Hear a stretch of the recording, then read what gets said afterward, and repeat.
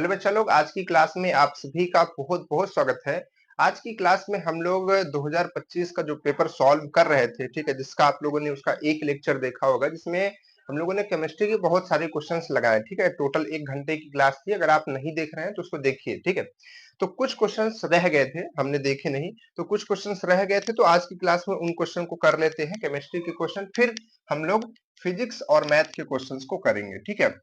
तो चलिए बिना देरी के हम लोग उनकी शुरुआत करते हैं और क्वेश्चंस करते हैं, ठीक। तो देखिए, सबसे पहला क्वेश्चन जो आज का है ना, अच्छे अच्छे क्वेश्चन है। एक बच्चा एक दिन कमेंट्स में लिख रहा है कि सर जो है 2025 के जो जो क्वेश्चंस हैं वो नहीं करा रहे हैं, जानबूझ के नहीं करा रहे हैं। पहले ये क्वेश्चन जो मॉडल पेपर का जो 5 मॉडल पेपर है उनको करा रहे हैं, उससे कुछ भी नहीं आएगा, ठीक है। तो अब हम आपको क्या बोले, ठीक है, चलिए कोई बात नहीं है। आप अगर ऐसा सोच रहे हैं तो आप समझिए उसको। देखिए क्या है, यहाँ पर क्वेश्चन हमारे पास में कि एक विद्युत अपघट्ट सेल, ठीक है, यानी कि एक ऐसी सेल है जिसमें इलेक्ट्रोलिसिस प्रोसेस होता है, ठीक है। सेल में एजी क्या कह रहा है, Ag2SO4, ठीक है, Ag2SO4 का जलीय घोल, मतलब Ag2SO4 को पानी में घोल करके इसके अंदर डाला गया है, ठीक है। इसमें प्लेटिनम इलेक्ट्रोड लगे हैं। क्या लगे हैं? इलेक्ट्रोड्स लगे हैं, प्लेटिनम के इलेक्ट्रोड्स इसमें लगे हुए हैं, ठीक है।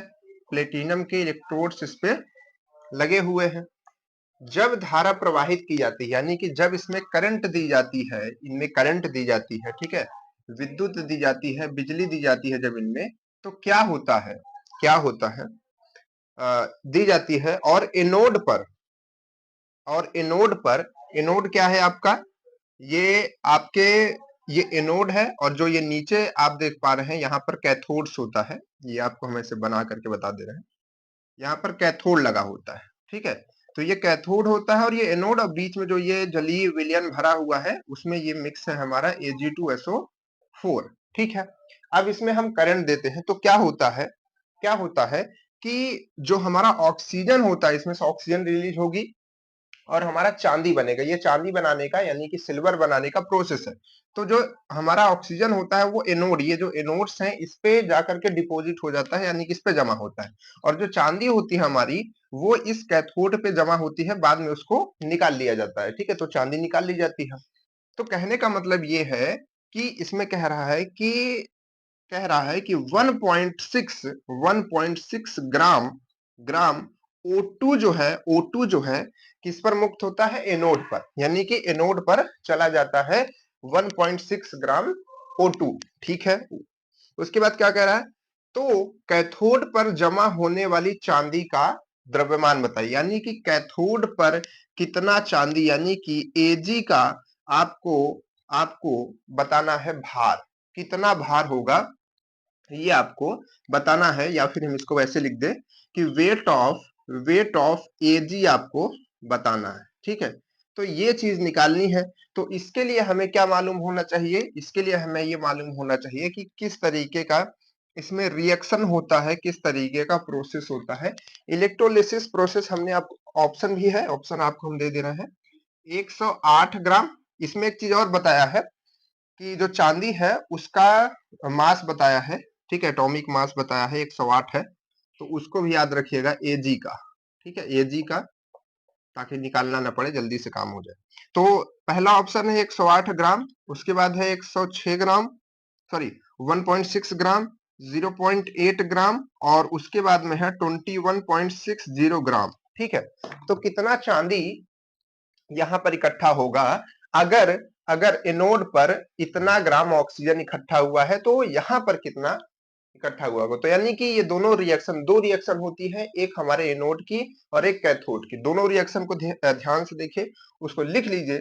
सबसे पहले आपको हम एनोड की रिएक्शन बताते हैं। एनोड की जो रिएक्शन होती है, एनोड की जो रिएक्शन होती है वो होती है 2OH यहाँ से ये ब्रेक डाउन करता है H2 में, H2 plus half half O2 plus 2 electrons, ठीक है। और एनोड पर क्या होता है, सॉरी कैथोड पर क्या होता है, कैथोड पर क्या होता है भाई, कैथोड पे आपका होता है कि जो Ag होता है, Ag का जो आयन होता है, क्योंकि ये जब अंदर जाता है तो आयंस में टूट जाता है ना, तो वो क्या करता है, इलेक्ट्रॉन ग्रहण कर लेता है, जो इसे रिलीज होता है इधर ग्रहण कर लेता है, तो ये क्या बना लेता है, Ag बना लेता है, किसमें, सॉलिड फॉर्म में।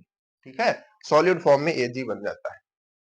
तो ये कहां पर जमा होता है, कैथोड पर, और ये जो ऑक्सीजन है ये कहां पर जमा होता है, एनोड पर।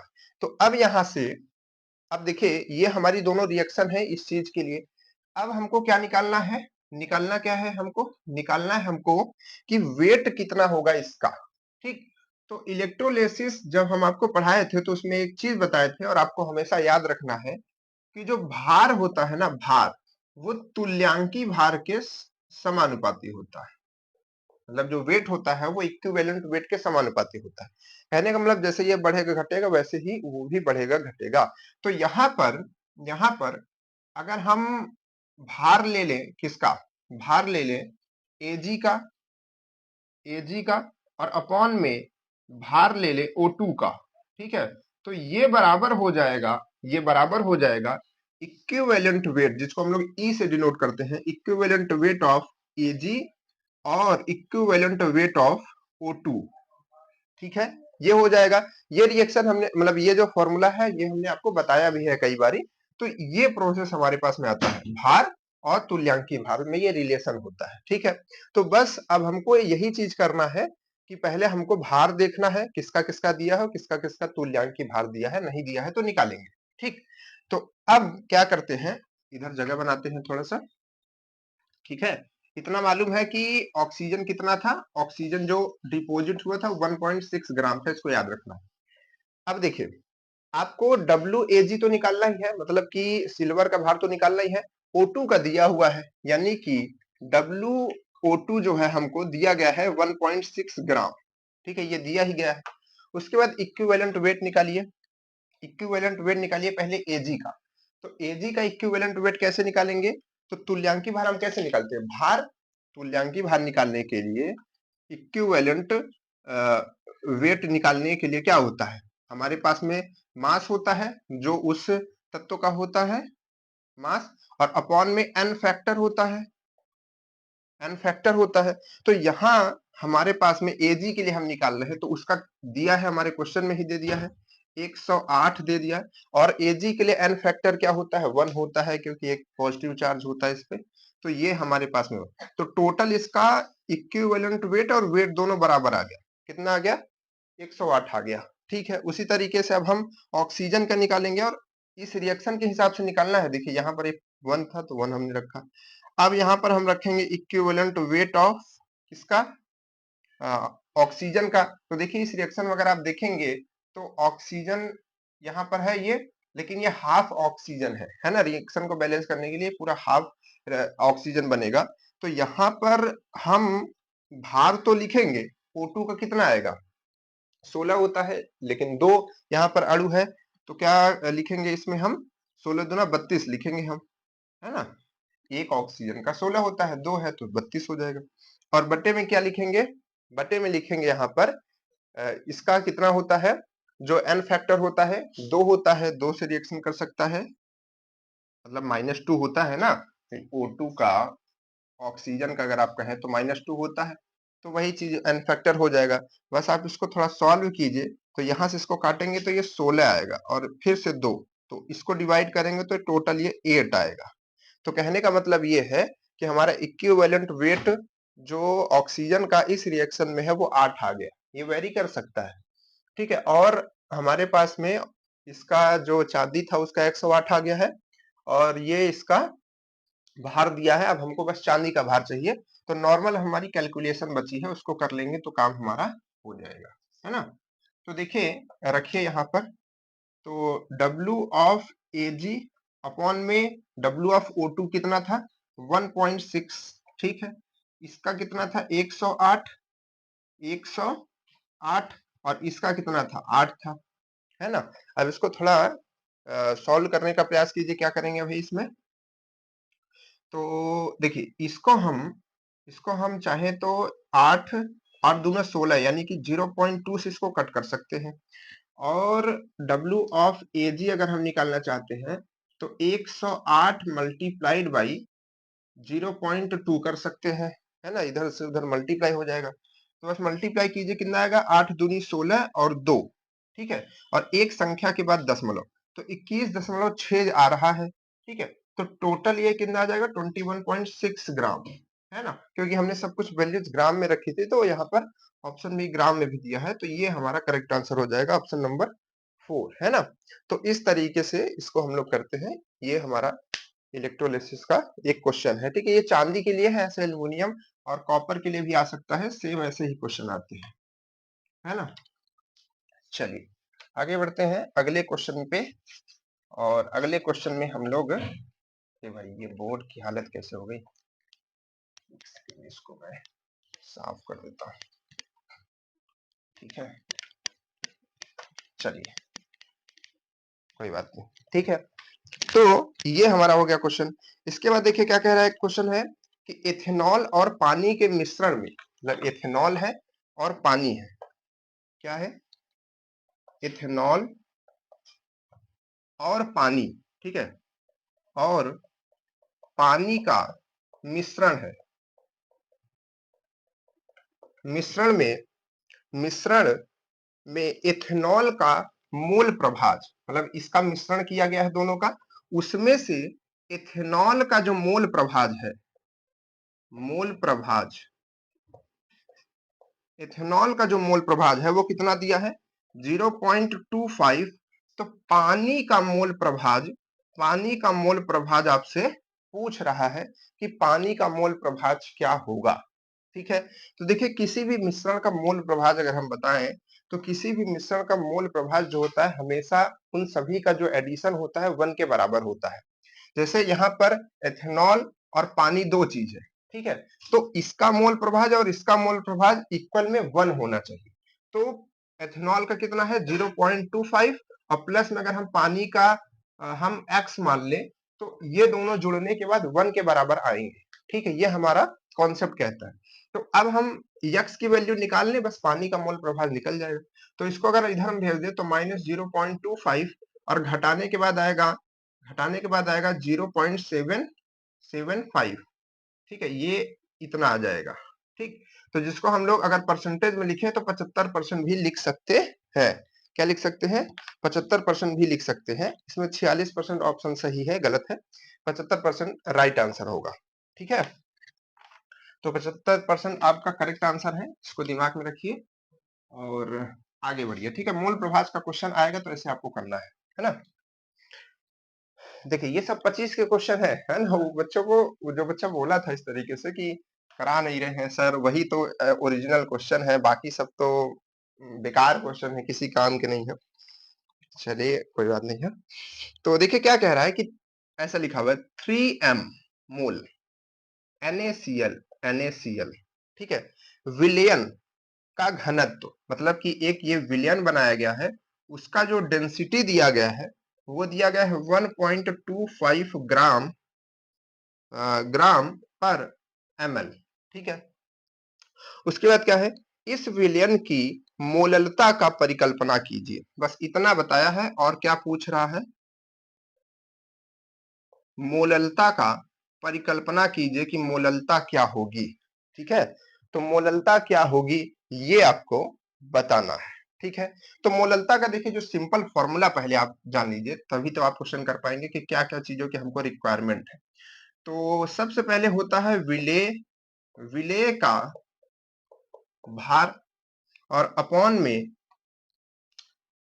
में विलायक का भार, ठीक है, और मल्टीप्लाइन में विलेय का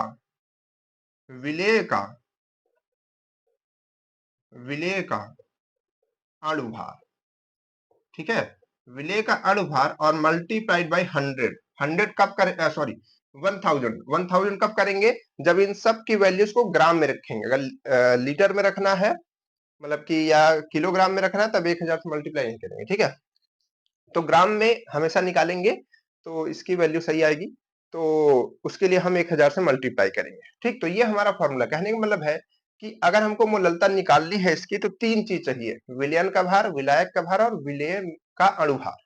ठीक है, तो अब देखिए क्या कह रहा है कि 3 मोल क्या है, NaCl।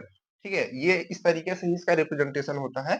और जो विलयन है, ये विलयन की डेंसिटी दी है, यानी कि ऐसे समझिए एक पूरा बॉक्स है, इसमें क्या मिक्स है, पानी मिक्स है, ठीक है, या जो भी होगा, और उसमें NaCl यानी कि नमक डाला गया है। तो इस पूरे विलयन की डेंसिटी दी गई है आपको D।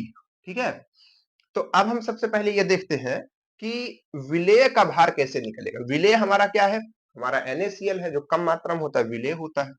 तो विलेय का भार निकालने के लिए हम ये देखते हैं कि विलेय का एक अणु में, मतलब कि 1 मोल में कितना भार होता है।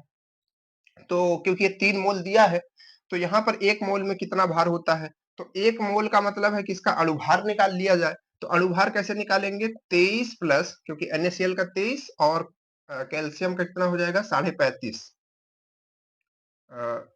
सॉरी 35.5। ठीक है, तो इन दोनों को अगर हम ऐड कर दें तो ये हो जाएगा 58.5। ठीक है, 58.5 ग्राम। तो इतना ग्राम 1 मोल में होता है ना। तो 3 मोल ये है, तो 3 मोल है, तो टोटल भार इसका कितना होगा, मल्टीप्लाइड बाई 58.5। अगर हम मल्टीप्लाई कर दे तो 5 दिए 15 का 5 हासिल लगा 1, 8 त्रिक 24, 24 1 25 का 5, और हासिल लगेगा 2, और 5 दिए 15 2 17, और एक संख्या के बाद दशमलव, तो इतना ग्राम। ठीक है, तो 175.5 ग्राम ये आ गया टोटल। ठीक, तो अब ये हमारा विलेय निकल गया।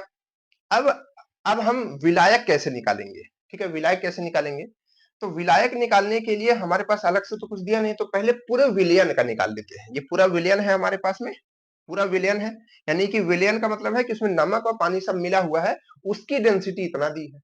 तो हमको ये मालूम है, हमको क्या मालूम है, हमको ये मालूम है कि यहाँ पास में कि 1000 लीटर, 1000 लीटर कितने की बात हो रही थी यहाँ पर, मतलब कि ऐसे समझिए कि ये जो हम निकाल रहे हैं, ये जो NaCl निकाल रहे हैं कि इतना ग्राम, ये 1 लीटर के हिसाब से ही निकाल रहे हैं। तो 1 लीटर के हिसाब से निकाल रहे हैं, तो अगर हम मानते हैं कि टोटल जो हमारा विलयन है, ठीक है, 1000 लीटर का है, तो डेंसिटी हमको दी है, डेंसिटी हमको दी है, तो डेंसिटी से मल्टीप्लाई करके इसका मास निकाल सकते हैं।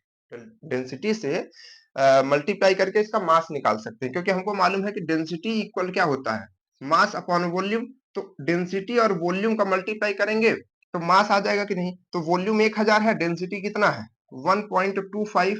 ठीक, 1.25 है ना, 1.25। तो यहां से अगर हम इसको मल्टीप्लाई कर दें तो ये आ जाएगा हमारे पास में 1250, 1250 क्या ग्राम, 1250 ग्राम। तो 1250 ग्राम ये टोटल, ये जो विलयन है पूरे का अगर इतना भार है, तो अब इसमें से पूरे का तो हमको निकालना नहीं, हमको तो विलायक का निकालना है। तो विलायक निकालने के लिए ये पूरे विलयन का है, तो विलयन में से विलेय का अगर हम माइनस कर दें, क्या माइनस कर दें, विलेय का हम माइनस कर दें, 175.5 माइनस कर दें, तो विलायक का निकल जाएगा। तो चलिए इसको माइनस करते हैं। ठीक है, तो माइनस करने के लिए देखिए, जो बच्चे दशमलव में यहाँ पर गलती करते हैं, वो ध्यान से देख लें कि दशमलव को दशमलव के सामने रख दीजिए, कभी गलती नहीं होगा, है ना। यहाँ पर आपका 4 आ जाएगा, और यहाँ पर आपका ये 4 हो गया, तो ये 14, तो यहाँ पर 7 आ जाएगा, यहाँ पर 0 आ जाएगा, यहाँ पर 1 आ जाएगा। ठीक है, तो ये टोटल कितना आ गया आपका, ये टोटल आपका आ गया 1774.5, ठीक है, ग्राम। तो इतना आपका विलायक का भार आ जाता है ना। तो विलायक का भार आ गया। अब देखिएगा, अब देखिएगा, अब बस हमको सब कुछ मिल चुका है। तो विलेय का भार रखिए 175.5, ठीक है सर। उसके बाद किसका रखना है, उसके बाद आपको रखना है ये पॉइंट्स आपको रखना है, कितना है ये 1074.5, ठीक है, और मल्टीप्लाइड बाई 1000, और यहाँ पर मल्टीप्लाइड बाई विलेय का अणुभार। तो विलेय का अणुभार कितना है आपका, ये आपका है 8.5, है ना, इस तरीके से दिया गया है। आप इस तरीके से दिया गया है ना। तो इसके बाद अगर हम ध्यान से देखें, कहने मतलब इसका सोल्यूशन ऑप्शन में क्या क्या दिया गया है।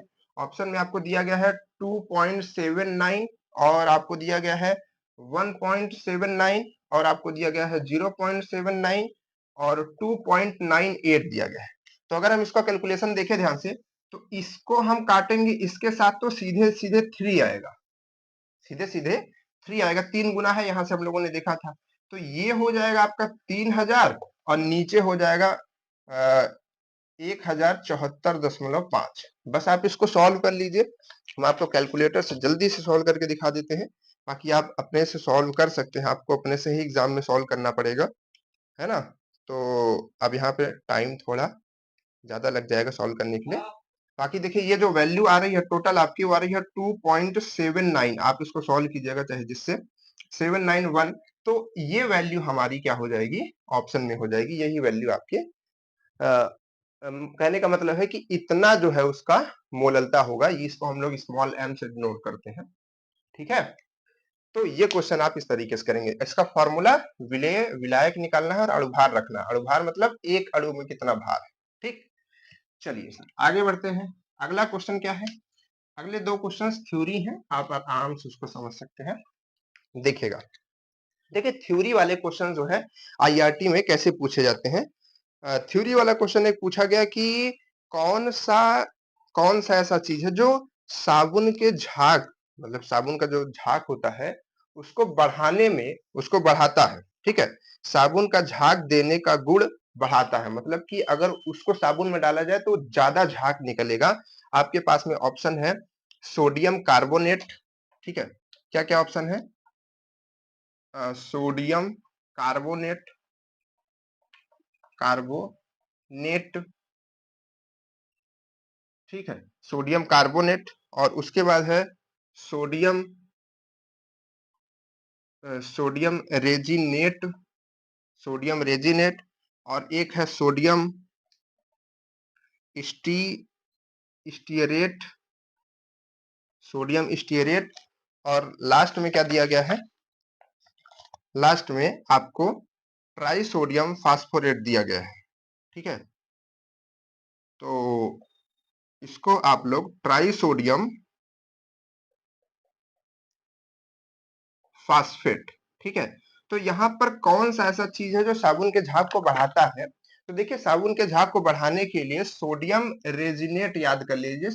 सोडियम रेजिनेट जो है चीड़ के पेड़ से निकलता है और ये एक ग्लू होता है उसी पेड़ का, ठीक है, या फिर आप कह सकते हैं कि नेचुरल होता है।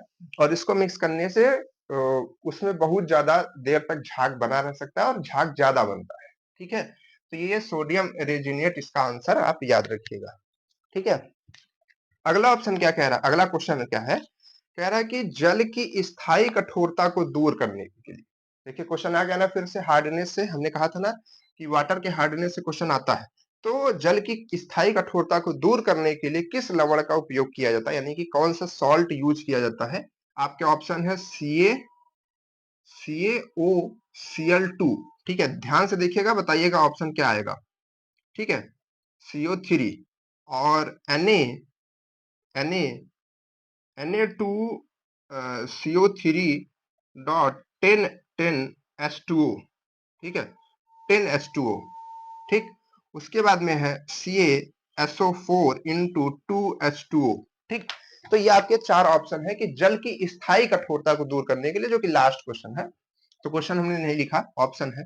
तो देखिए जो जल है उसकी कठोरता को दूर करने के लिए, स्थायी कठोरता को दूर करने के लिए हमारा सोडियम कार्बोनेट यूज किया जाता है। तो सोडियम कार्बोनेट हमारा आंसर होगा। ये देखिए घुमाने के लिए यहाँ पर 10H2O अलग से लगा दिया है, वो कभी कभी ऐसा भी देगा कभी नहीं भी देगा, तो दोनों राइट है, ठीक है। तो क्योंकि पानी में मिक्स होता है तभी वो ऐसा काम करता है, इसलिए वाटर का भी कंटेंट दिया गया है। तो सोडियम कार्बोनेट, ठीक है। और एक तत्व और होता है जो कि हमने आपको पढ़ाया था कई क्वेश्चंस में, जियोलाइट। जियोलाइट भी एक ऐसा तत्व होता है, क्वेश्चन पूछ भी सकता है कि निम्न में से कौन सी स्थायी कठोरता को दूर करता है। तो जियोलाइट ऐसा एक मटेरियल होता है, साथ कंपोनेंट कंपाउंड होता है जो कि जल की स्थायी कठोरता को दूर करता है। सोडियम कार्बोनेट और जियोलाइट 2 चीजें हैं, ठीक है। तो आज की क्लास में केमिस्ट्री के क्वेश्चन हम लोगों ने पूरे खत्म कर दिए। अब हम लोगों के पास जो बचे हैं क्वेश्चन वो फिजिक्स और मैथ के हैं, तो आगे की क्लासेस में हम उनको सॉल्व करेंगे, ठीक है। तो चलिए फिर मिलते हैं आपसे नेक्स्ट क्लास में, तब तक के लिए बाय बाय।